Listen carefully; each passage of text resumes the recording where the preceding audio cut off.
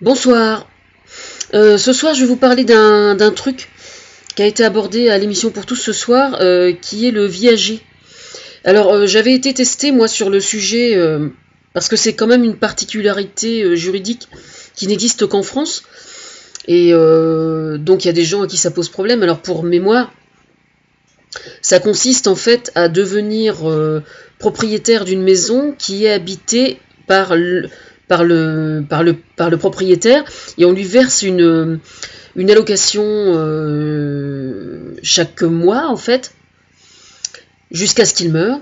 Et donc après on devient propriétaire une fois que la personne est décédée. Donc évidemment ça avait donné le film Le Viager, etc. Et moi je me souviens en avoir parlé avec ma maman, enfin c'était quelque chose qui se pratiquait quoi, quand ils étaient jeunes mariés et tout ça. Et moi, je pense que c'est vraiment quelque chose de tout à fait valable, vraiment. Donc je l'avais dit, on voulait savoir ce que j'en pensais, et je l'avais dit, moi, je trouve ça vraiment génial. Évidemment, par définition, je pense on peut se permettre d'acheter une maison en viager quand l'argent qu'on va verser chaque mois fait partie du superflu et qu'on le mettrait à la case d'épargne, quoi, ou qu'on l'épargnerait, on le placerait. Évidemment, il n'est pas question de se priver pour acheter quelque chose en viager. Je pense que si l'on se prive pour acheter quelque chose en viager, là, effectivement, ça pose un problème psychologique parce qu'on a un peu le sentiment d'attendre après la mort de la personne, quoi. Donc, c'est pareil, si vous convoitez vraiment la maison, c'est pas un bon calcul. Mais dans l'hypothèse où vous n'êtes pas pressé, moi je trouve que c'est vachement bien. Et je pense que c'est vraiment bien, d'autant plus qu'il y a énormément de gens aujourd'hui, par exemple, qui ont travaillé leur vie entière, mais dans des postes qui n'étaient pas du tout valorisants. Il y a énormément de retraités aujourd'hui qui sont vraiment en grande difficulté et qui sont propriétaires de leur maison. Même si la maison est en mauvais état, c'est pas du tout un problème. Si ça peut leur permettre d'avoir un meilleur train de vie, moi, il n'y a aucun souci. Moi, je serais tout à fait capable de le faire, il n'y a pas de souci. Et maintenant, je crois qu'on peut même le faire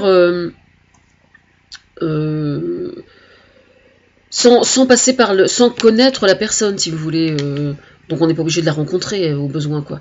Je pense que vous voyez la maison et puis voilà, quoi. Mais oui, enfin, moi, je suis tout à fait pour. Et si un jour j'ai les moyens de le faire, je le ferai sans aucun problème. Il peut-être même moi, le jour où je serai vieille, sait-on jamais. On ne sait pas, après tout. Mais je pense sincèrement que c'est une piste, c'est quelque chose qui doit être encouragé. Ça doit être encouragé pour la personne qui est âgée et qui est dans la maison et qui a des revenus trop faibles. Et ça doit être encouragé aussi pour les gens qui ont de l'argent à placer, tout simplement. Moi, je trouve que c'est génial comme placement parce que vous permet. C'est génial parce que au lieu de placer votre argent dans les banques où vous savez même pas comment ça va être utilisé, comment votre argent va être utilisé, parce que vous pouvez effectivement aussi investir dans des trucs où vous savez où va l'argent, ça va dans des entreprises locales, etc., avec certaines banques, ou dans le commerce équitable, ou des choses comme ça. Mais vous pouvez aussi placer votre argent et que ça profite à quelqu'un chaque mois. Et puis en contrepartie, vous devenez propriétaire de sa maison une fois qu'elle est décédée. Moi, je trouve ça vraiment, vraiment bien, quoi. C'est un bon moyen d'aider son prochain, en fait, tout simplement.